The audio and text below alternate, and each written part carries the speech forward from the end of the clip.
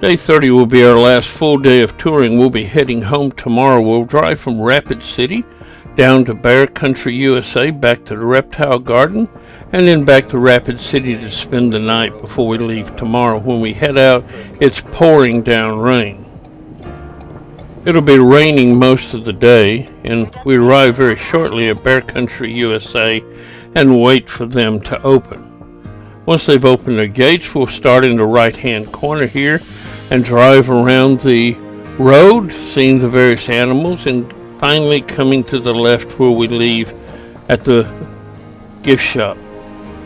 Once we get through the gates, the first animals we'll see are Rocky Mountain elk. We're going to go through the drive-through several times, and so this is a compilation of each of the various types of animals that we saw over the 3 different times that we went.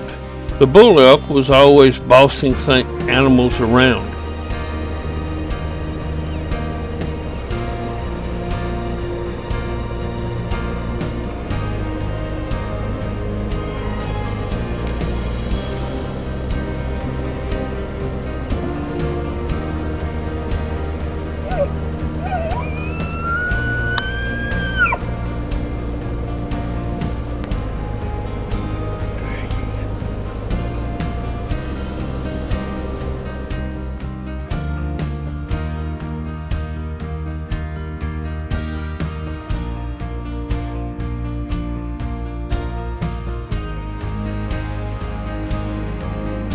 This fawn thinks it's supper time.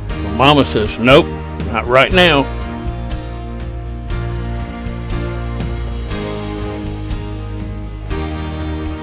On the last time through, the bull elk was standing right beside the road, and we got between him and his harem, and he didn't like that.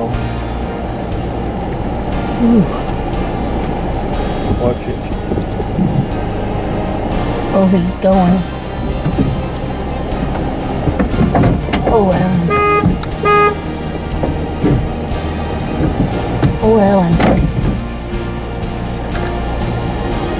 What did I do to the car? Oh, Ellen. Oh, Ellen. What did I do to the car, I wonder? I don't know, but we got insurance. The reindeer is stripping the sheathing off their antlers.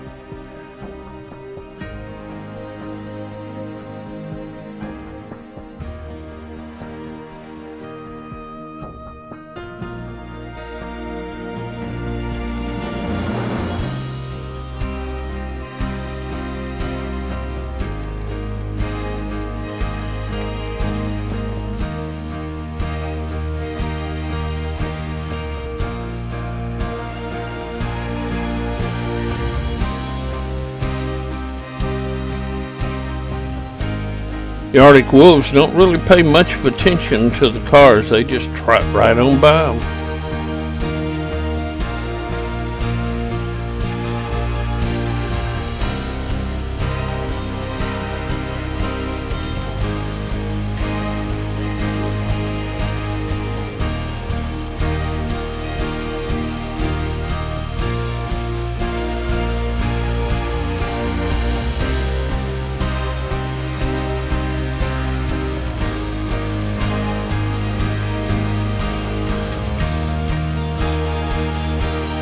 The dog sheep are the white sheep that are here. And here's a ram trying to check out a ewe and see if she's in heat. These are some of the kids.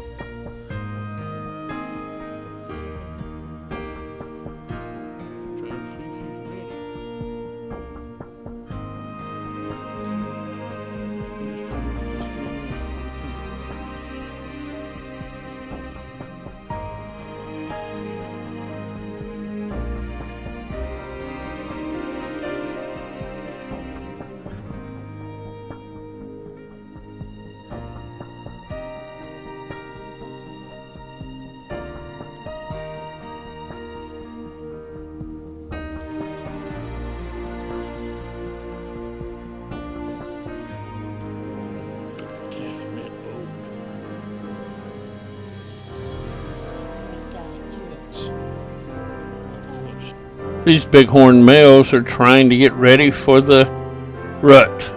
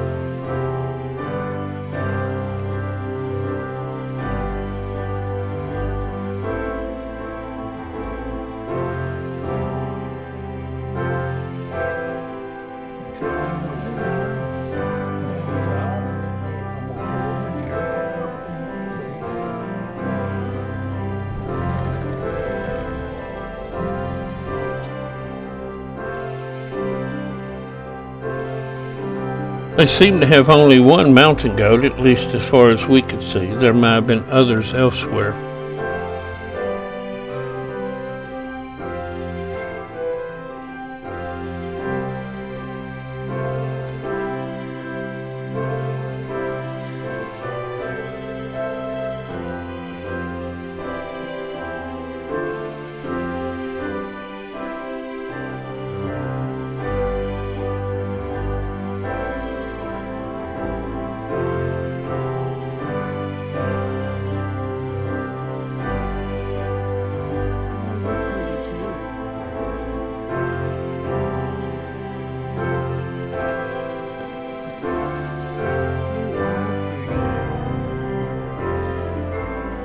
And finally we come to what the park is named for, Bear Country, USA. They have probably 30 or 40 black bears here.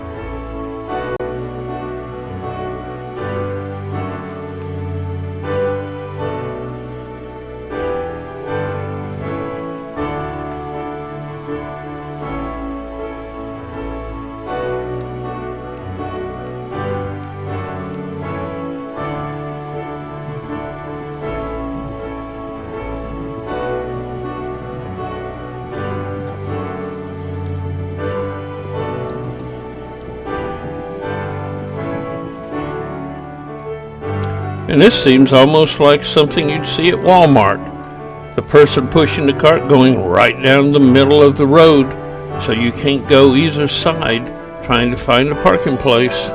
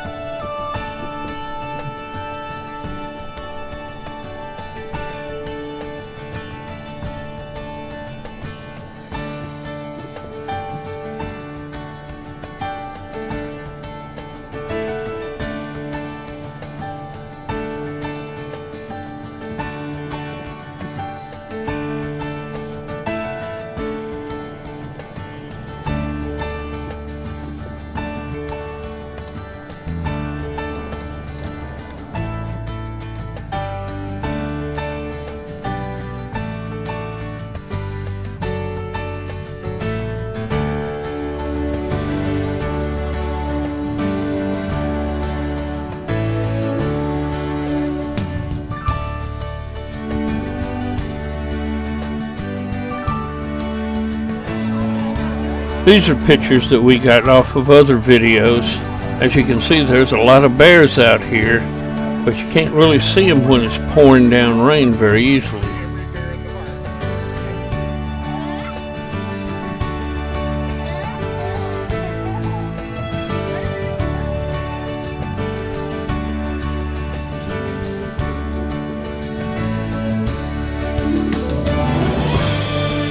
Mixed in with the black bears are timber wolves. There's a whole pack of about 6 or 7 out there.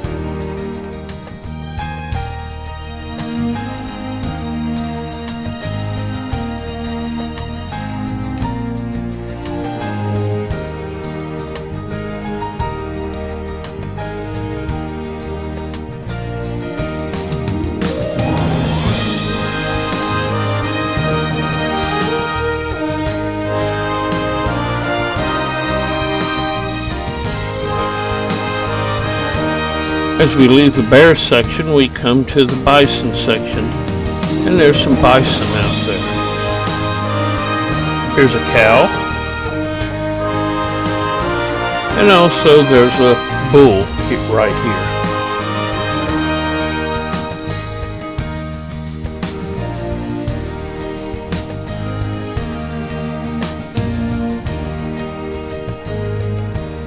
Further along, we come to some mule deer that are still shedding the velvet off of their antlers. And then we come to some pronghorn that are just walking along.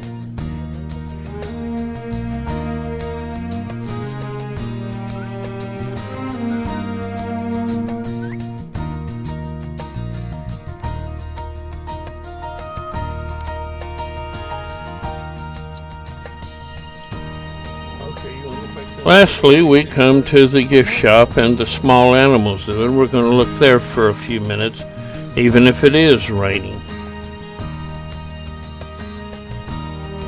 First up are some pecuaries, or javelin.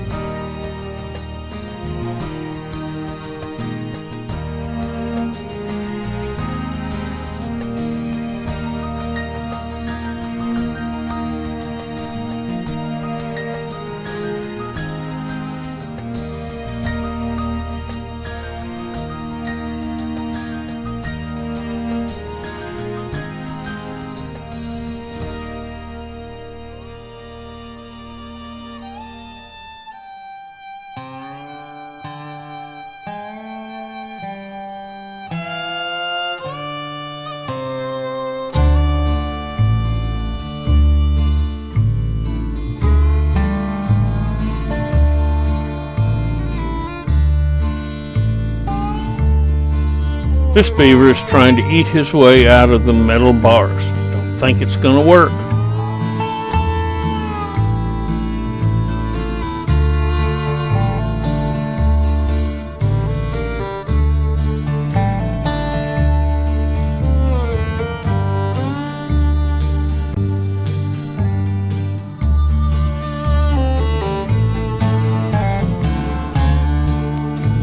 The young bears start coming down the trees as soon as they see Deborah the Explorer. They want to check out and see if Deborah the Explorer is really what everybody has been telling them. So they run over to see her.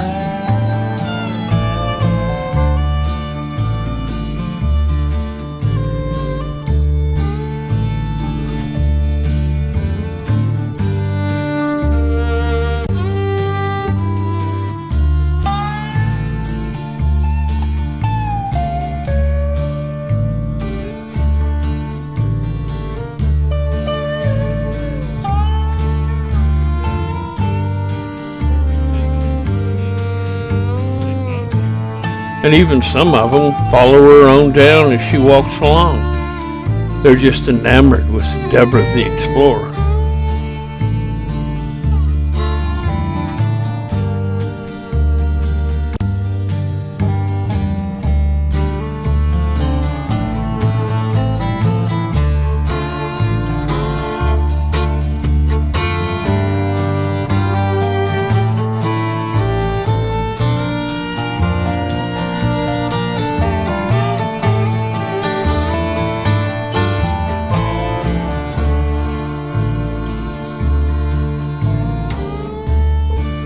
Once we finish at the gift shop, we head on back to our car and we go down the road of about a mile and we come to the reptile garden.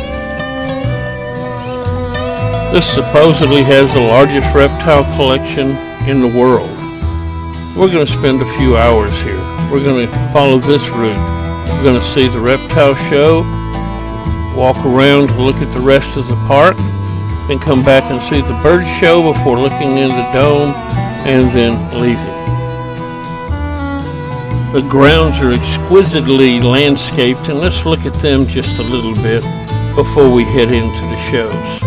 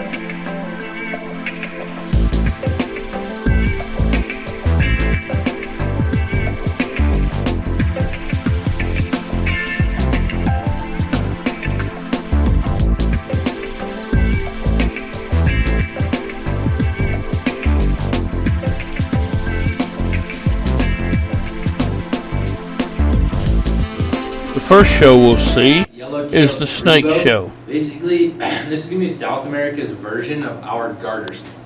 Except theirs gets a little bigger than ours does. Just a little. With these guys though, snakes have a very bad reputation. Everything's cold. These guys also smell using their tongue. So when snakes stick their forked tongue out, what they're doing is picking up tiny particles from in the air. They bring them into their mouth to a special organ in the upper jaw. It's called the Jacobson's organ. And it's going to be their most important sense. They do use that sense of smell with all their other ones, especially when they're trying to identify their food. Now the way we kind of work through this show, reach up to about 20 feet long, about 200 pounds. These guys are non-venomous, but do prefer to kill their prey, and they're going to do that through constriction. So this snake's going to strike out, it will grab the animal and start to throw coils around it. When the animal exhales, the snake can sense that. They're going to tighten those coils up. So when we handle venomous snakes out here, we always use a snake hook. So this thing's called, its job is to essentially prevent me from getting bit. So it does that in one of two ways. We usually just use it to handle the snake, keeps their heads away from our body. But if it does ever get to a point that there is a snake out here, it's striking at me and I'm seriously afraid I'm going to get bit, this just makes it real easy to scoop it up and flick it to you guys. So, not worried about getting bit. Your water bowl. So this is called a mangrove snake. These guys are found in the southeastern parts of Asia. Now since its rear fang, the snake can't actually truly inject its venom. Instead, it does have very large teeth. There are grooves or channels down the sides of their teeth. They have to bite their prey, work the animal to the back of the mouth where the fangs are located, and then just have to hang on to it. They have to let the venom run out of the glands, down the channels in the teeth, and into the wound that's been made. So that's the first group. The second group, they're called the elapids. Now the elapids, they're the snakes like your cobras, the coral snakes, the mambas, and the taipans. So just to name a few of them. Now their fangs are a little bit different. For starters, they are found at the front of their mouth and they're also fixed permanently straight. Their fangs are a hollowed out tube that is connected to a venom duct and gland. You actually find a muscle right on top of the venom gland, allows it to function like a hypodermic needle. So they actually bite down, the venom is injected into the prey, and then you stop. Water moccasin. Yeah. So this is the cottonmouth. Another name for it is the water moccasin. Same snake. There's just different common names for it. Now with cottonmouth, they do get their name from the coloring of their mouth. It's very original. So in this snake's actually a white line at where we're going to talk about the snake that actually kills most people each year. We do have that right here for you. King cobra specifically.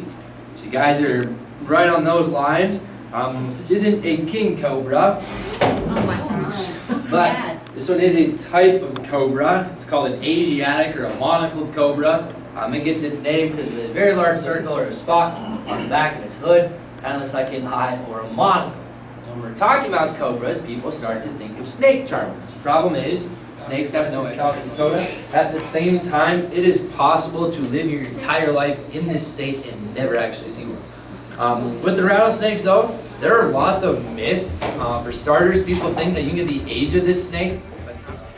After the snake show, we head over to the Aldebra tortoise house where we can watch them for a while.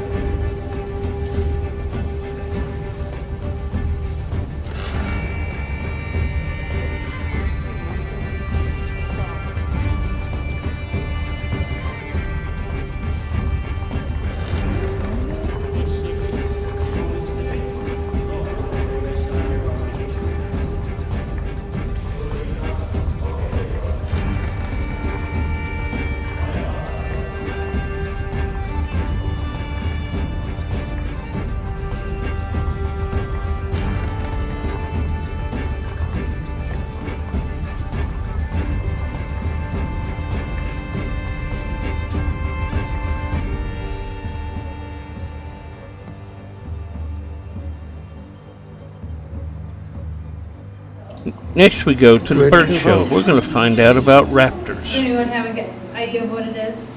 Red-tailed hawk. Red-tailed hawk, yes it is. What are you going to do? Oh, yeah. 85% of my job right there. But it is a red-tailed hawk. His name is Harley. We have him here, able to see 8 times better than we can. And that means he can spot a rabbit from about a mile away.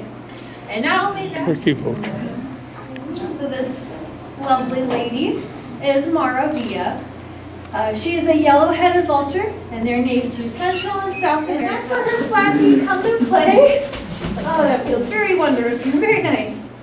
As those flat feet actually add perfect leverage for digging into the... There you go. Borneo. So here we have Willow, and he is a European barn owl, although he is native. So here I have Jasper. He is a Eurasian eagle owl. They're commonly confused with the great horns that are here throughout the United States. But these guys are native to parts of Europe, Asia, and a little bit of Africa. They are considered to be one of the largest owl species in the world, and they can have up to a 6.5-foot wingspan and weigh close to around 9 pounds. Jasper is only around 4.5. The majority of the collection is inside the dome, so we're just going to walk around and look at the animals and there's some.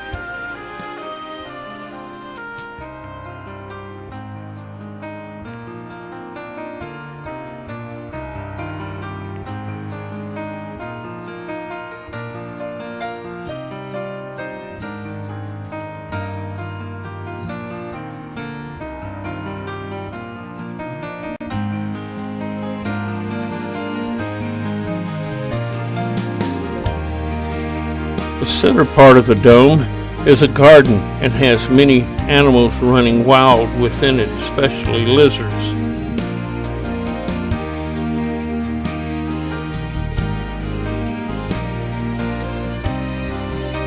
It also is beautifully landscaped with lots of orchids.